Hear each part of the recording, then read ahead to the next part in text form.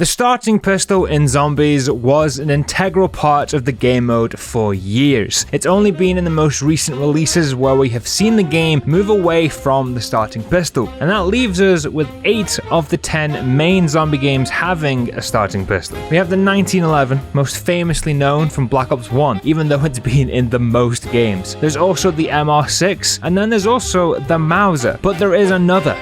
The Bloodhound. Now, the Bloodhound is a little different to the others. It was the first and only revolver-style gun we've ever had as a starter. It deals significantly more damage than any of its counterparts, and we only ever see it on one map, that map being Shadows of Evil. Yes, it also turns into its own rendition of Mustang and Sally when Pack-a-Punched, called the Meat Wagon, which is by far the best name. So today, I'm going to attempt to get to round 50 with the most unique starter weapon, the Bloodhound. I'm not gonna lie, I came into this very confident. I'm talking more confident than I've ever been, and you know what? It was justified. Early game, I was grooving my way through the first few steps for Pack-a-Punch. The Bloodhound doesn't start with loads of ammo, so I was allowing my knife as a secondary. Round 2, the Bloodhound is a 2-shot to the head, but because I'm a point gremlin, I was just shooting once and then knifing, which now I think about was a waste of ammo, as I could have just knifed twice. I went through one more round doing much of the same. Thankfully, I did get myself a max ammo, so my wasted bullets were justified. At the end of round 3, I headed up to Nero's domicile and got our first gateworm. With one gateworm down, I went off to get the other 3. But first, I wanted double tap. Now, I wanted double tap specifically down to how powerful the Bloodhound already is. So I thought to myself, why don't I just double that damage and the rest of the low rounds will be a breeze? And it kind of worked. Zombies were going down with ease, and like I said, confidence was booming. With all but one of round 4 zombies taken care of, I made my way to the second gateworm and got it collected. This one does also spawn a Magua, which I may or may not have forgotten about. I discovered only having 8 bullets per magazine isn't a great way to take down a Magua, and very quickly I was once again running low on ammo. But I'd been keeping a maxi all safe and sound in spawn. I got it picked up and down went the Magua, who was kind enough to give me another maxi. Over the next 2 rounds, I made my way through the water district, and the Bloodhound is still doing alright. In fact, it was doing a hell of a lot better than I'd originally thought. End of round 6, the third gateworm was acquired, and I moved on to the final location. The following round, we make it to the Burlesque, and yes, you do see raindrops in my inventory, as I decide to allow myself the use of gobblegums. For ammo, mainly considering the pistols in this game don't exactly come with a lot of it. End of round 7, the final gateworm is mine, and later that same round, Pack-a-Punch is up and running. After a lot of running around the Pack-a-Punch room, trying not to get squished by a Magua,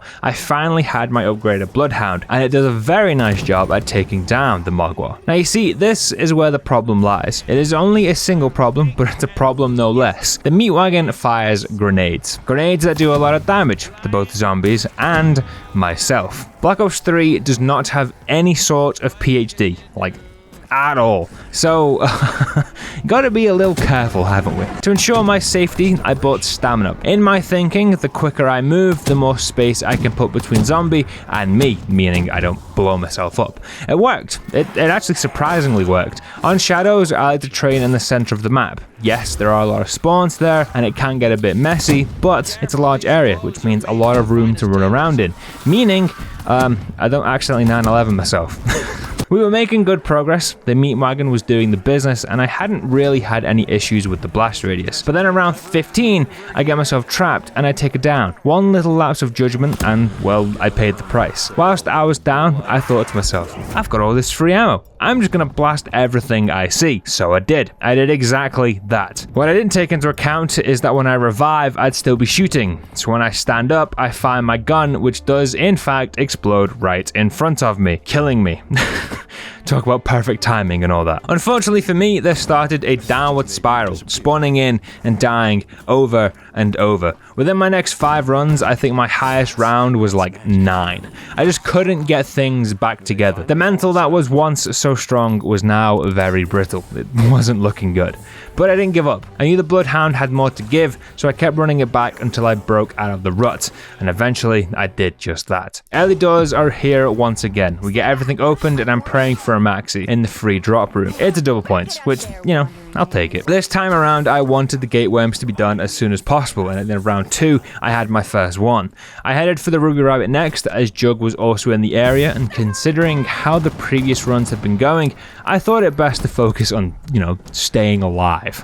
Jug was bought on round 4 once I had the cheddar, and later that same round I had my second gateworm. The burlesque gateworm was next. On my way over, I also picked up a raindrops and double tap. It would turn out that I'd be needing that raindrops a lot sooner than I'd anticipated, as I was all out of ammo on round 5. I didn't want to grab the perk as I just wanted stamina, but I genuinely couldn't see where or what I was doing, and I ended up taking the free perk by accident, and it gave me speed. It's not a bad perk, but it's not the right kind of speed I wanted. Shortly later, my third gateworm had been acquired, and on round 7 I got the final one. After picking up the final gateworm, a Margwa spawned, but I didn't have the ammo to take it down. Yes, I could have popped my other raindrops, but instead I just legged it to Pack-a-Punch. I thought it'd be a waste of a gobble gum, and also the waste of ammo if I use it now, considering I had the points of Pack-a-Punch. So I put my concentration hat on and got to work on opening the Pack-a-Punch. This felt like it took a lifetime, but eventually it was open. I threw my gun in right as the Margwa charges for me, which, you know, wasn't nerve-wracking at all. I get my gun back and then get to blasting, and shortly later I was free of death. I get back into my spot and start doing what I do best.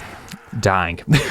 Yeah, I took it down around 12. I run myself into a corner and it's no use. I'm down. There's no getting out of that one. I revive, and this time I grab stamina up and my remaining perks. We got a few more rounds. Things are looking good. We beat our previous best of 15, only to take it down the very next round. It's pretty much the same story. Run myself into trouble, and because I can't shoot at my feet to get out of trouble, I'm screwed. I revive and once again reclaim all of my perks. Once I've got all my perks back, I start regaining a bit of that earlier confidence we had. A few good rounds and I make it into the 20s. The Bloodhound is still doing very well at this point. Sure, it's not as powerful as I'd hoped, but it was still capable of taking down a decent amount of enemies at once. Around 22, another Margwa spawns, which just sends my tiny brain into panic mode. I wanted to focus on the boss, but all of the zombies kept blocking my shots. Plus, they were all way too close to me, so I couldn't just take them out either. I tried to get some room between myself and the zombies, and I finally managed to do just that. I take out some of the zombies and one of the Margwa heads. Whilst he's dealing with that, I attempt to run past them, only to run into an entire crowd of zombies that just mauls me. This time after reviving, I was a little worried. Yes, I had a death machine to protect me, but there is only so much one gun can do, and I do come very close to downing. Thankfully, I managed to take out mostly all of the zombies. The death machine runs out, I pop my raindrops, and I have a small window of safety to get the rest of my perks. No quick revives left and way too many rounds to go, but this was it. The last chance to at least put up a decent round. I finally find a bit of rhythm, and I'm grinding out the rounds. The Bloodhound is definitely starting to feel weaker as I close in on the 30s, but you know, that's okay, as it's still doing a good enough job. Round 26,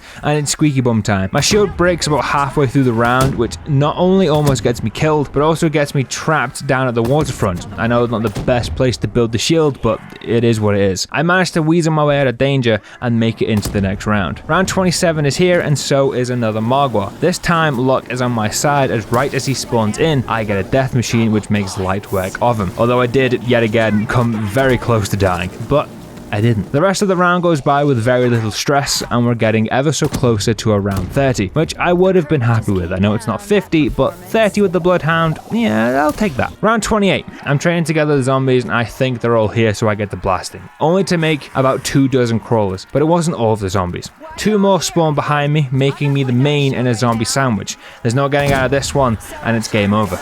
Round 28.